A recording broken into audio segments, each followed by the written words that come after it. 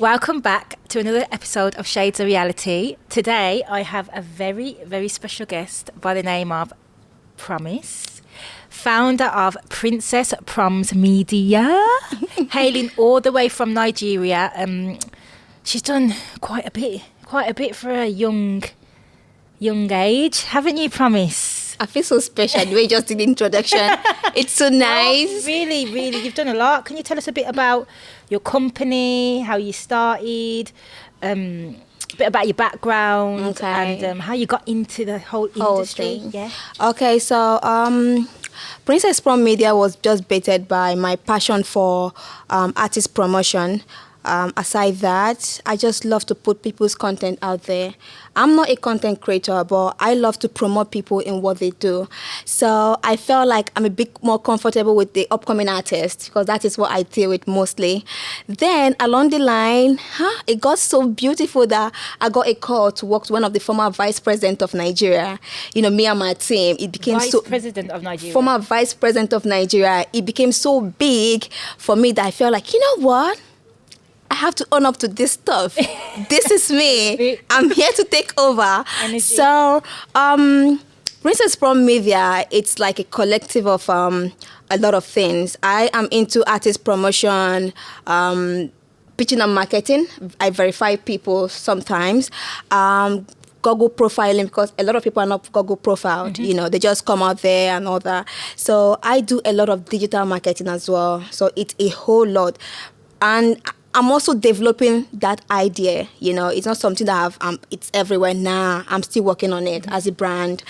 And is it something you enjoy, that bit of it? Trust me, it's written all over me. Are you not seeing Princesspromzmedia? It's written over me. So it's an idea that I love so much, and so far it has given me so much opportunities. Like I've met and I've dined, I've eaten with top high-profile politicians in Nigeria. I'm talking about governors, ministers, and imagine me working with an ex-president of Nigeria. So it kept me at that upper echelon. How was that experience when you met him, and how did you manage yourself? Because I think, as you know, someone experienced in the industry. That was one call that changed my life. Yeah. You know, I was just there on that fateful day and I got this call. Hello, are you Promz? I said, yes. Okay, my name is this, that. I'm calling on behalf of His Excellency, this, that. I was like, oh, I looked at my phone. I was like, no, this is not happening to me. Yeah. I dropped it. I was like, no way. Who just called me? You know, the energy just came back. And after that, we got on the team. We started working with this person. And why do I even have to... His former... the former president, His Excellency Alhaji Atiku Abubakar, we call him AA. He's well famous, has a lot of How company. long ago was this? This happened 2019, Okay, you know, when we were part of the team that worked for him, and it was quite huge. That opportunity just kept me on a speeding race. Did you enjoy it? Oh my God, enjoyment is... I don't even have any word for it. You know, you're meeting up with people that you see on TV. Yeah. You're working with people that they inspire you so much as a young child. So you've got that energy is already in you. Oh my God. And you feel like you have to live up to that kind of, it's kind of like a learning curve, isn't it? Exactly. It helps you to grow because you're with people on the level that you inspire to be at. So you're learning. Exactly. Of course. Yeah. Of course, yeah. Oh, wicked. Oh. So tell us a bit about who else you've worked with apart from Nigeria. You've done a lot in the entertainment industry. Yep. You've covered and watched your content. You're amazing. I think you're absolutely... Thank you. I think because we like kind of the same thing, you do it because you want to put people out there. I'm the same. I'm not a creator. I'm not a content. I'm not an artist. No, not a model, nothing. I'm just a person that wants to help society as a whole and try and inspire and uplift society, especially after the pandemic. It's especially important to me to try and help be a part of that big change, positive change. So tell me a bit about who you've worked with in the media, entertainment side of it, because you told me about the politician side. So she's done politics, guys. She's not just entertainment. I know. Not just a pretty face. She's actually quite intelligent. So tell us a bit about the entertainment side as well. It started 2011/2012. I started working with this guy from Chalk City, JC Jazz. He's a rapper. Yeah. Yeah. So Nigerian. You know, Chalk City. I started doing it. I was his PR. I worked for him. Then he got the rest of his gangs. That's Ice Springs, Victoria Kimani, MI. It was crazy. You know. Are these all rappers as well? These are they are rappers. Victoria Kimani, she's a singer. Okay. And Ice Spring raps as well. He had this song with Sako there. He's a Ghanaian artist as well. You know, he gave me that platform. You know, people felt like, okay, since you're working with JC Jazz, you could work with me. You know, and another thing that lifted me up was when I started working with Dele Momodu. That's the Ovation boss. Yeah, I don't know. You might be quite familiar with him. Yeah, he's the media guru in Nigeria. If he touches you, you are everywhere. You know, he has a lot of connections, influence. So these artists kind of like manage the bigger art. These people, promoters managing the big artists in Nigeria that we hear over here. No, for Dele Momodu, I think he focuses more on lifestyle. It has to be luxury. Okay. If you don't have money, Dele Momodu cannot be there. You know, that is his PR aspect. But me working for this artist, I talked about JC Jazz. I did PR for him for like 3 years. Then I moved on to working with a lot of Ghana. It all started in Ghana. Shout out to my Ghana family. Shout out to my Ghana family because you guys gave me the platform I'm using today. So as a PR to JC Jazz, it gave me a lot of platform to work with other local artists and international as well. I had something to do with Sako there, Miss V. I also worked with Efia Schwarzenegger. She's one of their biggest female comedians there. So this gave me this so much power that I wouldn't say power. It gave me this so much privileges that I'm using right now. It also it gave me this exposure into the PR. Yeah. Because before I didn't understand the word PR. I just felt like, okay, just me hanging around with a celebrity. Nah, but it takes a lot of work. Yeah. You have to be on your phone 24/7. Either you're looking for trouble or you're trying to be a shit to people trying to bullet your artist. So you know, would you say it's like a lot of networking, social capital? That's when it's kind of like, instead of money, it's what you bring, your it's assets, what you bring to the table, your because values, your charisma. You have to be creative to be an artist PR, because you can't just be bringing every day, okay, let's say put out this content on Instagram and that's what you're doing. No, we have to make that artist go viral. What are you bringing on the table as an artist PR? When I look at most artist PR, they just, okay, I'm hanging out with Wizkid. I'm Wizkid artist PR.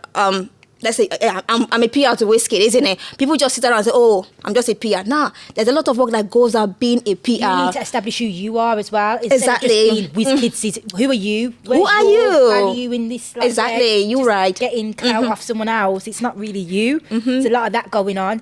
Oh, wicked. I'm so excited. So, going on to the industry, how can I say this? A lot of young people, as you know, young people are very creative. It's Instagram, social media. It's wild. It can be a big distraction. I think it is a big distraction. I think it does more harm than good because we allow it to. Not because social media is bad. It's because way we use it. How would you advise the younger generation in how to navigate? Because there's a lot of women now, a lot of podcasts, a lot of talk shows. There's just so much going on. You know, Princess. So I see you're very controversial, but in a positive way. You want to try and find truths and answers when you promote things. So you'll promote something about a celebrity and you'll see, well, why is that happening? And you'll go into it. You won't just look at the problem and be like, well, that's happening, but you'll be like, okay, but why this? And we need more of that. It's called critical thinking and debating and arguing. I can see you're passionate about that, truth and transparency. How important is that to you, and what would you advise the younger generation when going out there into media and trying to establish who they are? Yeah, for the younger generation, I would tell you today to be yourself. I have failed in a lot of things. I used to be a blogger. No, not failure, it's lessons. Okay, I'm going to take that as... word. Okay, it's a lesson for me, yeah? Please. I started up as a blogger. I owned amebottins.com. I moved it to princesspromzblog.com. You know, at that point, I was doing it because other people were doing it. It wasn't my passion. That is what is killing the younger generation these days.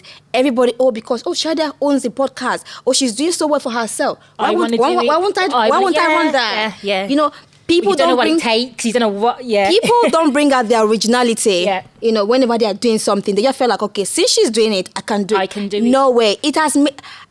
In so many things I've touched in life, I think I failed in so many things because I was just doing because others were doing it. I want to be like her. Why is she riding the Range Rover? Why does she have that kind of car? I'm not even driving. Like, there is a lot of competition that goes on. This younger generation just want to have that, especially within our culture as well. Within our culture, like, it's really, really important because, you know, every other race they stick together no matter what they do. Yeah, there's always some kind of negativity. It's just with humans. It's part of the human nature. I'm not saying that it's acceptable, but that's how humans behave for some reason. So there's always going to be that. But within our culture, don't you think it's very...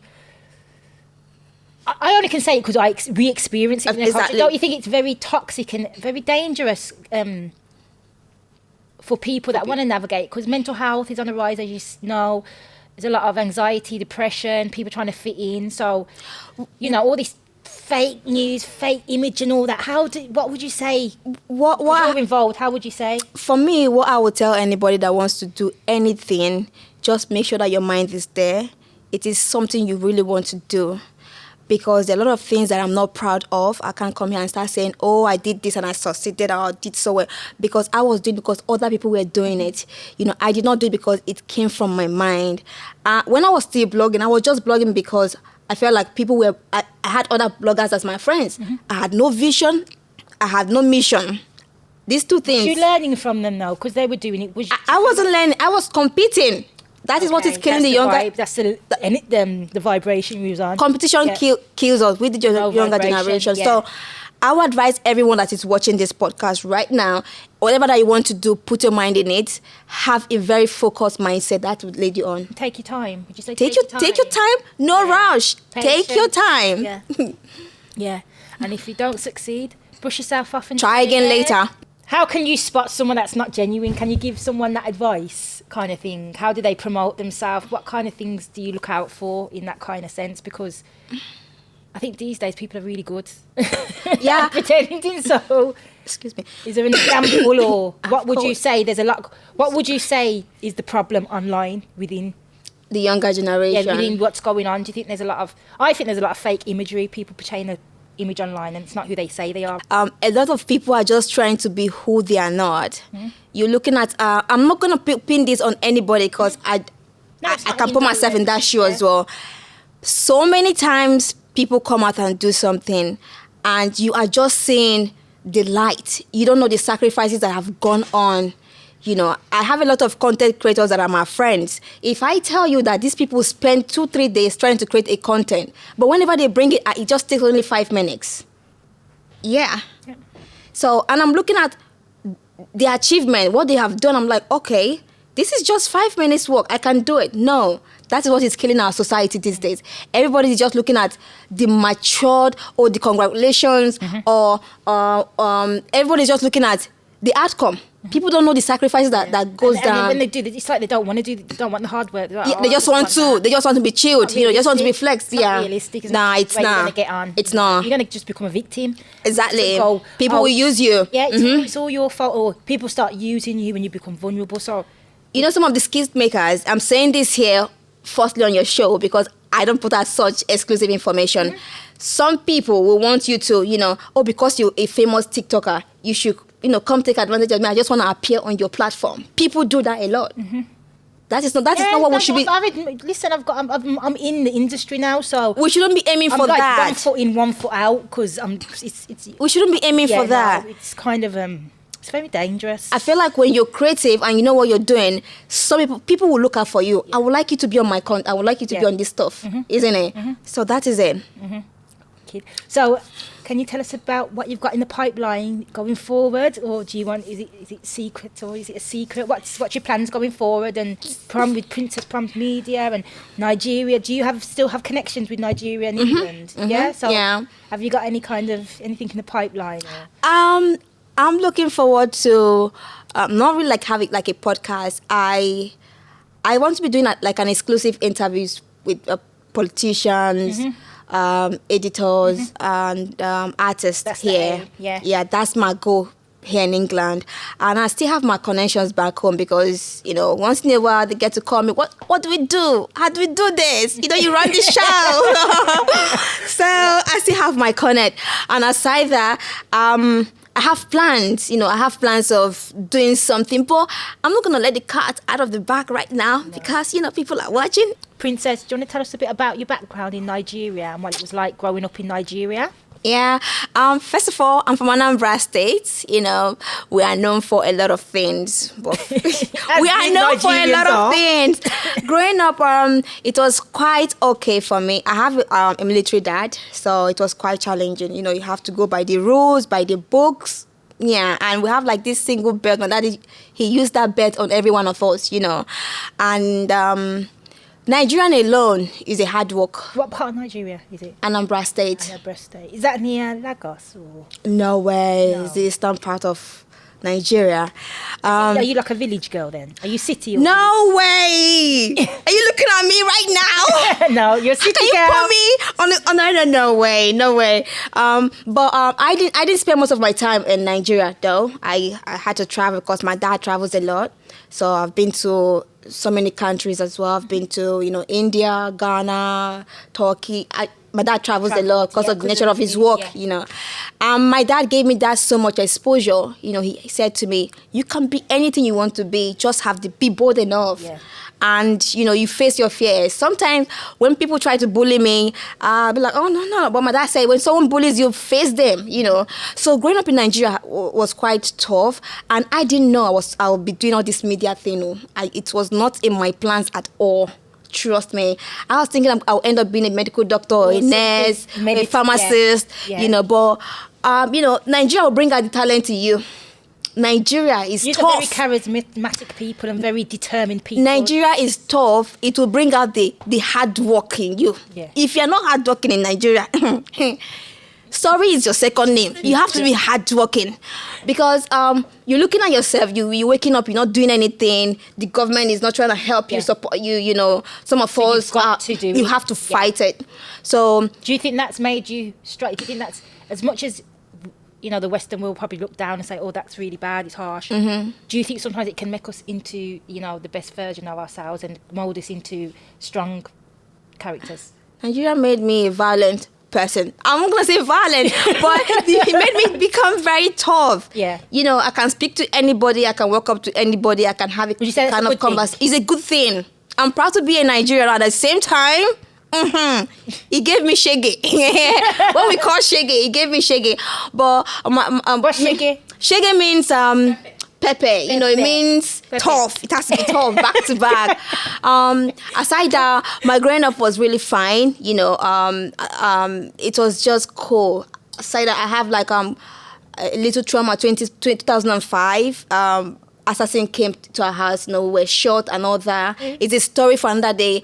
I mean, assassins, armed robbers, you know, people that come and say, oh, give me money on your life. Oh, you know, it happened to me, and I had that trauma. I grew up with that trauma as well. You know, How old was you? I was like 10, 11, 12. I was very little. You know, they shot my mom in front of me. They shot my sister in front of me. You know, it was quite violent back then. So that alone gave me a certain type of trauma that I felt like I'm no longer safe. You know, I need to be saved. Whenever I meet someone, I feel like, yeah. So aside that, everything about being a Nigerian, it's very cool. It's very cool. Would you go back are you planning to go back there to emigrate and settle, or is this your home now? If I say go where now, if I say go where, you'll be like, oh, what's she saying, talking about? But yeah, I have plans of going back to Nigeria. Because before I left Nigeria, I have my office running. You know, this Princesspromzmedia is a big office. We have a lot of people that we try to like pay monthly. It's not even like a small company.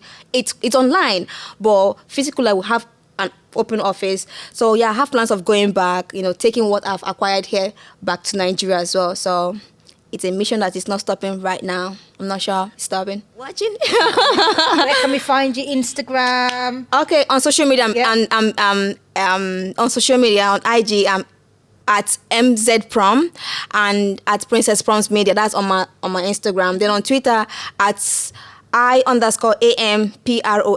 That's on Twitter. Okay. Yeah. Then, okay. Thank you for coming on. Thank you so much. It's a lovely little candid chat. It's a shame we couldn't go on for longer, but next time. I know. Yeah. Thanks for coming on the show. Thank you so much. Bye. Bye.